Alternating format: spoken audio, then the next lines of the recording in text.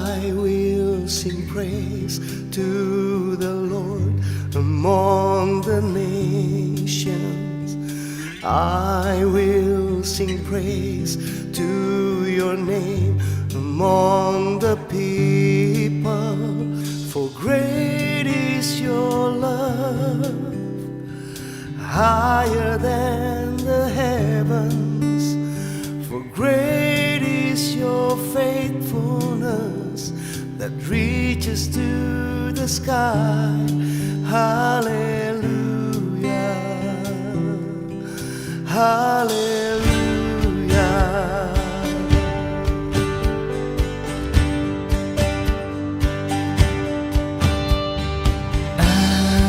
Sing praise to the Lord among the nations. I will sing praise to your name among the people. For great is your love, higher than the heavens. For great is your faithfulness, reaches to the sky. Hallelujah, hallelujah. For you are holy, holy, holy is your name. For you are worthy, worthy, worthy of our praise. Jesus, you're holy, holy, holy is your name. Jesus, you're worthy, worthy, worthy of our praise. Hallelujah, hallelujah.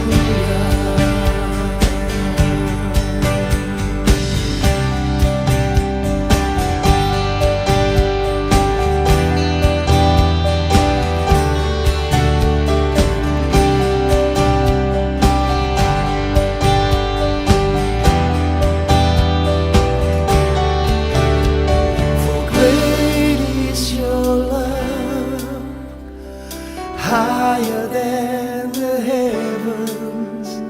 For great is your faithfulness that reaches to the sky.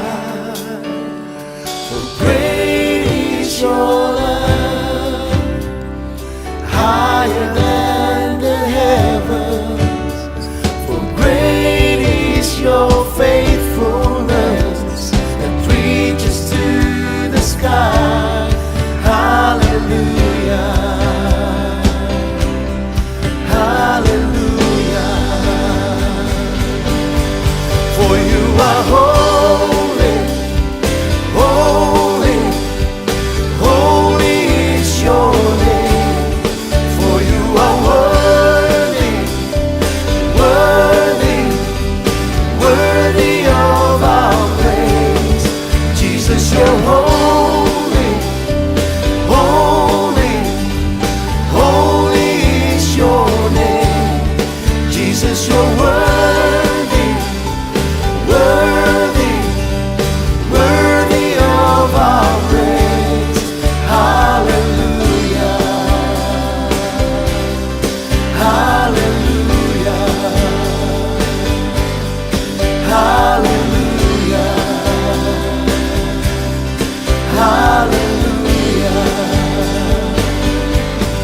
hallelujah, hallelujah.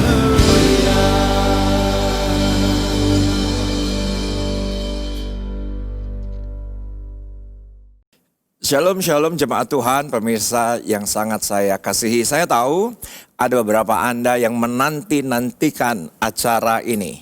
Acara yang menginspirasi, acara yang menjawab pertanyaan banyak orang. Yang mana jawaban ini lahir dari pertanyaan MRS bertanya. Saya punya pertanyaan yang cukup mengganggu di hari terakhir. Dari khotbah-khotbah saya pernah khotbahkan soal gelisah. Saya pernah khotbahkan soal cemas. Saya pernah khotbahkan soal anxiety. Nah ternyata gelisah, cemas, anxiety juga ada dikenal istilah yaitu adalah anxiety disorder. Jadi bukan hanya cemas, tapi kecemasan yang sudah mengganggu keseharian. Tapi di hari terakhir juga kita sering kali mendengar bahwa ada satu istilah lain, yaitu adalah mental illness. Yang mana saya mendengar dan membaca juga ternyata itu berbeda. Karena mental illness namanya juga illness itu sudah dispesifikasikan sebagai penyakit. Dan acara yang sangat dinantikan ini, saya juga menantikan seorang hamba Tuhan, walaupun masih muda, usia 19 tahun, dari usia 14 kamu keluar dari rumah ya? 15 sudah keluar dari rumah untuk bersekolah, untuk melayani dalam pelayanan anak muda di YWAM. Khususnya di Australia. Dia baru saja kembali pulang, punya pengalaman yang luar biasa. Tetapi sebagaimana saya yang terkejut dengan apa yang terjadi dengan Deborah. Pastinya Deborah juga bisa punya cerita. Mungkin ini tidak satu episode karena episodenya cuma 15 menit. Jadi saya tahu persis kita akan diperkaya, diperlengkapi dan juga diberkati. Nah kembali tadi Deborah mengenai level cemas, gelisah atau galau. Galaunya yang sudah hanya keseharian tapi ada sudah mengganggu sampai ke penyakit. Itu seperti apa levelnya? Jadi kan kalau rasa cemas itu sebetulnya itu wajar ya. Ya. Cemas itu wajar. Semua manusia itu pasti punya rasa cemas karena Ya. itu ada suatu emotion, suatu Ya. emosi yang kita punya semua. Dan sebetulnya rasa cemas juga nggak selalu salah gitu. Sebenarnya Ya. rasa cemas itu diperlukan dengan Ya. manusia karena Ya. kalau kita nggak punya rasa takut, kita ngeliat harimau kan kita bisa dimakan Ya. sama harimau gitu kan. Betul. Jadi itu sebetulnya adalah emosi yang bagus gitu. Tapi menjadi suatu problem itu kalau udah rasa cemas ini sudah terlalu berlebihan. Ya. Akhirnya menjadi suatu illness yang aku punya yang namanya anxiety disorder. Jadi Oke. rasanya itu kita anxiety disorder itu bukan cuma cemas tapi biasanya itu dia datang sebagai serangan. Dia datang sebagai serangan, rasa cemas itu datang sebagai serangan seperti serangan jantung rasanya karena kita kayak nggak bisa nafas kan. Jadi Wow. itu melebihi banget dengan rasa cemas biasa dan Ya. kadang pastinya ada trigger-trigger. Ada trigger-trigger tertentu yang bikin rasa cemas, ada trigger-trigger tertentu yang bikin dia punya attack ini, serangan ini datang. Tapi kita nggak tahu kapan dia mau datang gitu. Jadi itu betul-betul seperti tamu yang nggak diundang gitu. Jadi dia datang Oke. kapanpun dia mau aja gitu. Nah, boleh nggak kalau saya katakan begini, misalnya orang cemas dan itu sebuah keseharian, gelisah sebuah keseharian, tapi dia masih tetap bisa kuliah, dia tetap bisa bekerja, dia tetap bisa ke pelayanan, tapi mungkin kalau sudah disorder dan ini sudah masuk faktor attacking seperti itu dia sudah tidak bisa lagi. Yes, nah itu adalah salah satu juga alasan kenapa aku pulang dari Australia lebih cepat dari planning aku sebelumnya karena memang anxiety aku itu saat itu udah sangat parah karena gini, anxiety disorder itu kan sebetulnya brain disorder. Yeah. Jadi ada zat-zat kimiawi di otak kita yang tidak balance. Jadi imbalance, chemical imbalance dan juga jadinya ada beberapa bagian di otak kita yang tidak berfungsi sesuai dengan bagaimananya mereka harusnya berfungsi gitu. Yeah. Nah, Yeah. jadi itu akan mengganggu aktivitas sehari-hari yang Yeah. bikin aku tahu bahwa aku butuh ke dokter, bahwa Yeah. itu lebih dari cuma sekedar cemas doang. Yeah. Yang bikin aku tahu itu mengganggu keseharian aku. Yeah. Aku bisa ada di suatu, aku kan saat itu pelayanan ada kayak kantornya gitu. Yeah. Aku bisa di kantor dan tiba-tiba bisa nangis karena rasa takut itu tiba-tiba datang bisa nangis. Orang-orang kaget kenapa ini nangis gitu karena serangan itu datang kan dan juga mengganggu istirahat aku. Aku nggak bisa tidur. Terakhir saat mama ke Australia dia ngeliat aku misalnya saat parah-parahnya ini lagi parah-parahnya itu 2018. Itu lagi parah-parahnya itu aku bisa tidur kepala di bawah kaki di atas karena gelisah. Tapi akunya nggak sadar. Jadi ke bawah ke tidur. Jadi ke bawah ke bawah alam sadar gitu ya. Jadi nggak kerasa gitu. Ternyata gelisah sampai tidur juga. Dan itu udah jadi disorder itu kalau udah mengganggu aktivitas sehari-hari dan juga istirahat gitu. Nah, kalau kita runtut ya, Deborah kamu keluar dari Jakarta 15, 16 kamu mulai bersekolah, beraktivitas, 16, 17, 18 kamu pulang. Berarti kalau dari cerita ini 2 tahun ketika kamu di Australia lah puncak segala sesuatunya. Nah, pastinya kamu kan sudah quote and quote berdampingan. Tahu nggak triggernya kalau attacking ini datang? Sekarang udah. Awalnya belum. Oh, waktu justru di sana kamu nggak tahu pokoknya apa yang kamu alami itu Yes. mengganggu, kamu tanya kenapa, kamu berdoa, Yeah. tapi setelah kamu pulang ke Indonesia mungkin juga diawasi, ditolong Yeah. sama orang tua dengan komunitas, barulah kamu akhirnya tahu. Iya, jadi sebetulnya itu waktu di Australia, mungkin tahun kedua di Australia, itu baru aku menyadari bahwa aku tuh punya anxiety disorder. Karena pemimpinku yang ternyata mengerti banyak tentang mental illness. Karena dia pun punya istri yang sama, mengalami hal yang sama. Jadi dia bantu aku untuk mengerti nih mental disorder yang aku punya ini, anxiety disorder. Nah, terus setelah setahun mereka bantuin aku untuk mengerti, tapi ternyata bukannya gimana ya, nggak sembuh-sembuh atau nggak, karena kurang di-treat, maksudnya kurang obat, kita tetap butuh obat gitu kan. Nah akhirnya saat aku pulang dibantu dengan obat juga, jadi kolaborasi antara obat, diri aku belajar juga, dan juga Tuhan pastinya gitu. Jadi dan juga psikiater, psikiater dan psikolog. Jadi terapi juga, ngobrol sama konseling gitu. Tapi obat juga berjalan, tapi juga berjalan doa, berjalan juga sama support system keluarga gitu. Jadi harus ada kolaborasi tersebut itu yang bisa membantu aku akhirnya lebih mengerti lagi. Oh ini trigger aku ini gitu. Karena kan kalau udah diobatin, jadi kita otaknya udah mulai berpikir dengan jelas lagi. Dan buat aku itu hampir setahun obatnya harus bekerja dulu. Mungkin 9 bulan lah, 9 bulan aku tunggu obatnya untuk bekerja dulu, baru obatnya bekerja dan akhirnya baru bisa pikir dengan clear lagi. Karena awalnya otakku benar-benar sudah banyak racunnya gitu istilahnya. Kalau dibilangnya emang gitu, banyak racunnya. Jadi harus minum obat-obatan yang yang bantu otakku untuk clear lagi, punya clear lagi gitu. Nah kalau soal triggernya bisa nggak diceritakan ke pemirsa, ke jemaat?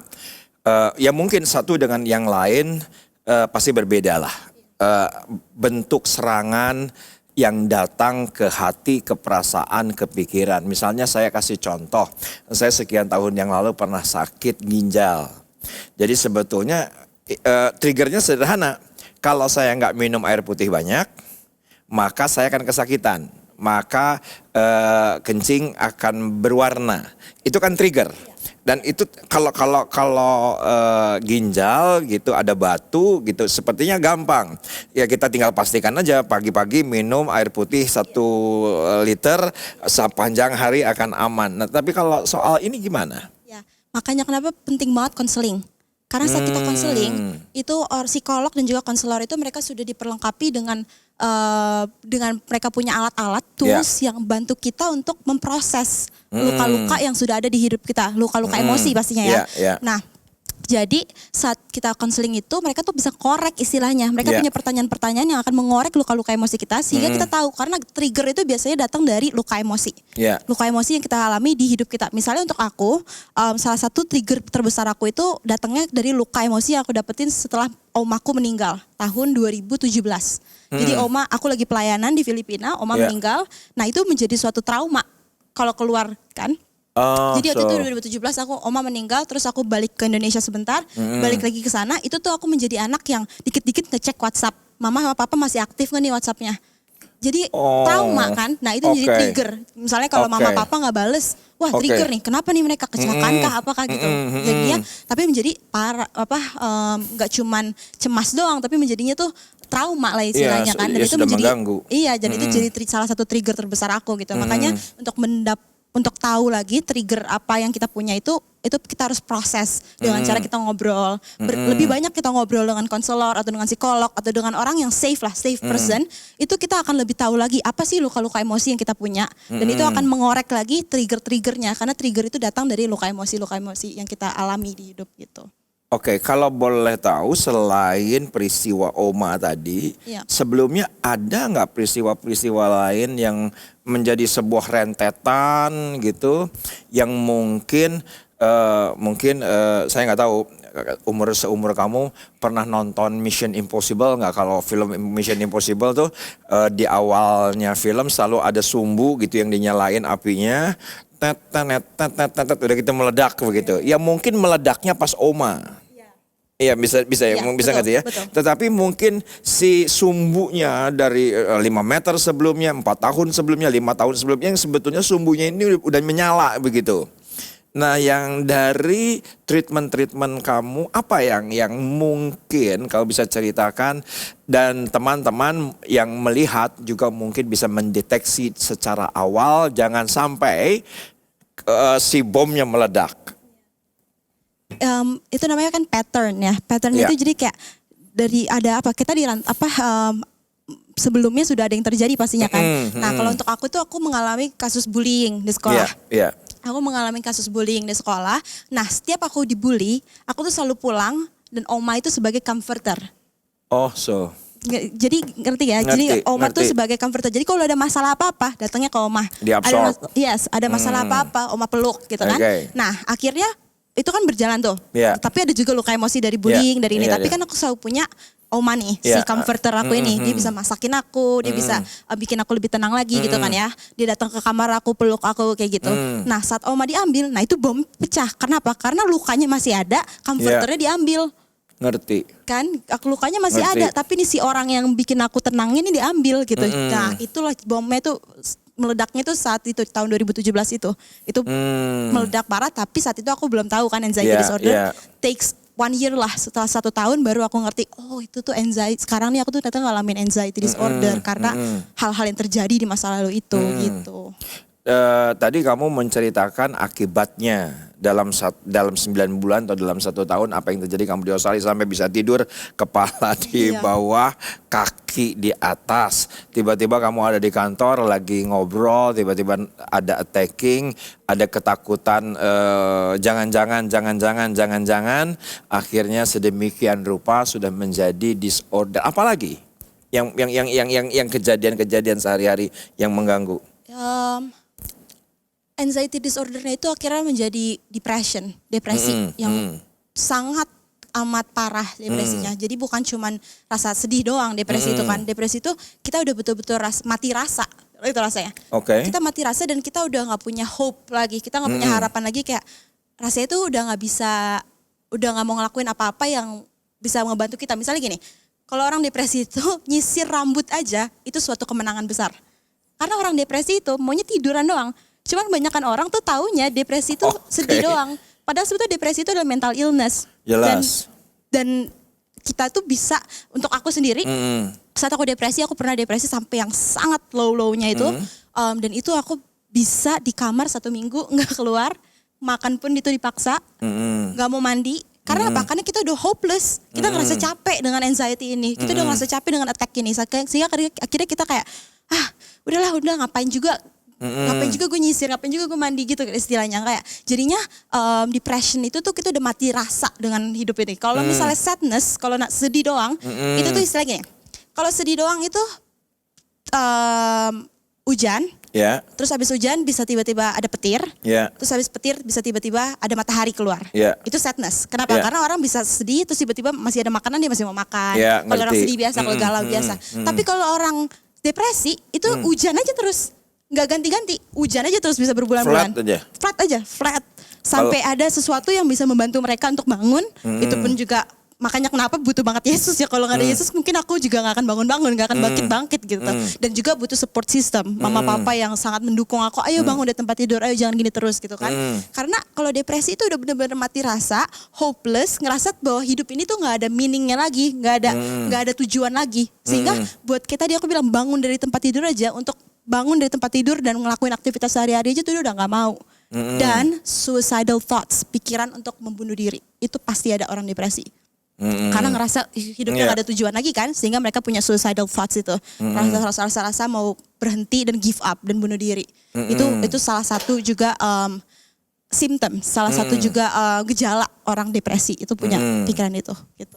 Betul. Jadi saya dalam pelayanan gereja online, Deborah, beberapa waktu yang lalu saya menyampaikan satu pemikiran bahwa saya pada sebuah titik di bulan Mei pertengahan kemarin bisa mengerti kenapa orang mau bunuh diri. Ini cuma pengalaman rohani. Semoga saya tidak depresi. Semoga saya tidak mengalami anxiety disorder. Tetapi saya pada sebuah titik 3 hari begitu mau ngapain bingung. Rasanya ini salah dan akhirnya yang dilakukan salah. Hal yang salah. Dan sampai sebuah titik di beberapa Mei yang lalu, di satu malam, saya sebagai pendeta, saya sebagai hamba Tuhan, ini saya sudah khotbahkan, jadi saya tidak malu mengatakan sama Deborah, karena sudah ribuan orang yang tahu cerita ini, saya tuh sampai berkata, masih ada Tuhan gak sih? Tuhan tuh masih ada gak sih? Kenapa? Karena saya sebagai hamba Tuhan, mungkin Deborah juga sedikit tahu pelayanan saya sedemikian rupa sebelum pandemi, sibuknya luar biasa. Sepertinya hidup ini berharga, hidup ini bisa dirasakan oleh orang lain, tiba-tiba lockdown, tiba-tiba stay at home. Ya betul bisa melayani seminggu sekali gereja online, tapi kan gak ketemu orang juga, cuma ketemu kamera. Rasanya tetap berbeda. Walaupun saya tahu pelayanan hari ini Tuhan memberkati ribuan orang. Saya tahu persis. Tetapi saya pada titik Mei itu, gue ngapain ya gue hidup? Pernah saya mendengar cerita Deborah bahwa ada satu orang mendatangi orang kaya. Orang kaya ini OKB baru beli yang namanya lemari. Ternyata ketika dibuka isinya adalah pakaian. Jadi lemari itu bukan berfungsi sesuai dengan desain awalnya. Nah itu seperti aku ngalami, aku ini hamba Tuhan, aku ini pendeta, aku ini gembala sidbang, aku ini khotbah. Tapi ngapain gue di rumah aja. Dan satu pengalaman buat saya, Deborah, titik itu besoknya saya itu jogging. Dan ketika saya jogging, enggak tahu kenapa Deborah, ada kerikil masuk ke dalam sepatu. Nah kerikilnya itu semua di luar, tiba-tiba masuk, tiba-tiba masuk, tiba-tiba masuk. Dan saya tuh punya perasaan Tuhan ngomong begini, biarkan kerikil itu masuk. Dan ketika sampai kerikil itu ada di telapak, saya tidak bisa lagi lari, saya terpincang-pincang, saya menjadi tertatih-tatih. Dan ketika saya ambil itu batu, tiba-tiba dalam roh saya Tuhan ngomong begini, Riza, sebetulnya kamu bisa quit, bisa depresi, bisa suicide, apa saja itu. Sebetulnya masalahnya cuma karena sebutir kerikil di dalam sepatu. Bukan gunungnya, bukan pandeminya, bukan keadaannya. Tetapi karena memang kerikilnya. Yang semula berlari sekalipun, siapapun dia. Tapi sebetulnya itu adalah kerikil, yang kerikil ini harus diangkat. Tentunya Deborah sudah 1 tahun treatment. Ada pertolongan dari support system, pertolongan dari psikiater, dari psikolog dan juga obat. Dan juga Tuhan. Saya pada sore hari itu langsung bangkit. Nah mungkin kasusnya agak beda dengan Deborah. Bagaimana Deborah yang saya pada titik ini, saya melihat dan saya juga sudah mendengar Deborah sudah bangkit. Saya bangkit titik bangkitnya ya. Sebetulnya jujur titik bangkit itu baru-baru banget tahun ini. Bertahun ini. Karena kan kayak aku bilang tadi, obatnya itu butuh 6 bulan untuk bekerja. Jadi aku baru minum obat itu September tahun lalu. Jadi benar-benar baru saat pandemi ini sebetulnya muncul, itu saat aku baru kayak akhirnya mengerti. Akhirnya mengerti. Nah dengan aku mengerti akhirnya ada titik bangkit. Aku mengerti, oke, aku kayak gini karena aku ada luka gitu kan. Dan sebetulnya yang Om bilang itu bagus banget. Aku tuh buat aku gini, aku udah tahu aku punya luka-luka ini dari dulu. Tapi pelayanan aku itu sebagai Hansaplas. Ngerti. Aku tutupin semua luka-lukaku. Ngerti. Ternyata lukanya bukan di luar, lukanya luka dalam. Yang gak diobatin bertahun-tahun. Bukan, pemirsa bukan Hansaplas, karena gak boleh ngomong merek di tengah-tengah. Sorry. Jadi tetot. Kalau tetot pokoknya. Oke terusin. Itu pokoknya aku tutupin lah itu ya. Dan akhirnya untuk bertahun-tahun, aku 4 tahun berarti kan. 4 tahunan aku sibuk pelayanan. Yeah. Karena apa? Aku sibuk pelayanan biar nggak usah mikirin hal ini Ngerti, gitu. Biar nggak usah ngerti. mikirin nih luka-luka emosi yang aku punya Ngerti. nih. Jadi pelayanan itu aku lakukan sebagai pelarian. Dan aku jujur dengan ini. Dan aku sekarang udah gak malu lagi. Karena itulah Yeah. yang membantu aku untuk bangkit itu menyadari bahwa selama ini gue pelayanan karena aku mau pelarian gitu. Dari luka-luka emosi ini. Dan sehingga akhirnya dengan aku diobatin, dengan aku counseling, dengan aku ngobrol sama safe person, orang yang aku bisa percaya, dengan konselor aku juga, dengan mama papa juga. Akhirnya aku bisa memproses, oh selama ini itu aku pelayanan itu adalah pelarian. Sehingga saat pelayanannya diambil, itu rasanya seperti Adam dan Hawa yang naked. Mereka telanjang di Taman Eden kan, di Eden, dan itu rasanya kayak gitu. Rasanya kayak diambil semuanya dan rasanya itu kayak, vulnerable tuh kayak aku ngerasa kayak ini lukanya semuanya kelihatan gitu loh. Yang tadinya ada bisa ditutupin, sekarang lukanya kelihatan gitu loh. Jadinya saat pelayanan ini diambil itu lebih depresi lagi. Ngerti? Jadi waktu pulang dari Australia, depresinya tambah parah. Karena kan pelayanan diambil kan. Pelayanan diambil, obatnya juga belum bekerja. Baru pelayanannya yang tadinya biasanya aku bisa pulang malam karena pelayanan, gak usah mikirin hal kayak gini, aku di rumah. Dan akhirnya sama seperti Om tadi, akhirnya lose interest. Aku jadinya gak punya interest, gak punya rasa pengen ngelakuin apa yang tadinya aku suka banget gitu. Misalnya khotbah, itu aku ada waktu dimana aku kayak, gue gak mau khotbah lagi sampai kapanpun. Gak mau balik lagi khotbah gitu. Aku ada waktu gitu. Dan yang kayak Om tadi bilang, mama sampai bilang, kamu tuh kemarin kayak orang ateis. Gak mau ibadah, gak mau baca kitab, karena rasanya kayak buat apa? Kok gue udah pelayanan bertahun-tahun tapi kok masih ngerasa gini gitu ya. Masih ngerasa kayak gini, ternyata sebetulnya bukannya Tuhan yang belum sembuhin, tapi memang akunya aja yang belum nyadar dengan lukanya. Sehingga Tuhan mau proses aku dulu untuk menyadari bahwa aku punya luka-luka ini gitu. Tuhan bisa aja langsung sembuhin kan, tapi kan Tuhan mau proses kitanya itu kan. Tuhan mau proses kitanya itu melalui luka-luka emosi itu gitu. Jadi ada waktu juga di mana aku juga depresi gitu, tapi bangkitnya itu baru di tahun ini. Itu yang bikin aku bangkit lagi itu adalah gini, Tuhan tuh selalu ingetin aku bahwa janjinya itu iya dan amin kan pasti kan. Dan juga aku punya disorder ini, itu penyakit ini itu sebetulnya buat Tuhan, Roma 8 ayat 28, He can turn it into something good kan. Apa yang sekarang mungkin buat aku it's a mess, itu bisa jadi a message buat others gitu. Dan itu yang Tuhan ngomong ke aku. Jadi sebetulnya yang bikin aku bangkit itu bukan obat. Yang bikin aku bangkit itu bukan hanya obat maksudnya, tapi Tuhan Yesusnya itu. Jadi yang aku bilang tadi, kolaborasi antara obat yang bekerja, support system, dan juga Tuhan Yesus. Jadi perlu juga tetap, walaupun kita minum obat, perlu juga tetap tiap hari datang ke Tuhan. Jadi aku harus humble diri aku harus akhirnya, udah deh, gue gak mau sombong lagi ke Tuhan gitu. Akhirnya balik aja ke Tuhan deh, ngomong apa kayak ke Tuhan gitu, Tuhan tolong dong gitu. Dan berdoa, dan akhirnya dia mulai ngomong lagi, mengingatkan aku lagi akan janji-janjinya. Dan akhirnya itu waktu aku bangkit lagi itu jadi di hadirat Tuhan sebetulnya. Dengan bantuan obat juga tetap. Jadi yang tadi aku bilang kolaborasi itulah yang bikin aku akhirnya bangkit. Oke. Gitu. Pemirsa sorry karena program kita cuma 20 menit. Saya masih banyak sekali pertanyaan kepada Deborah ini. Khususnya tadi Deborah pada bagian akhir dia berbicara bahwa pelayanan itu adalah pelarian. Yang menurut saya sebagai hamba Tuhan gak apa-apa. Daripada pelariannya narkoba. Daripada pelariannya seks bebas. Nggak apa-apa menurut saya. Jadi saya akan bahas ini untuk episode minggu depan. Saya yakin saudara sudah tidak sabar lagi untuk menunggu minggu depan. Tetapi bersabarlah.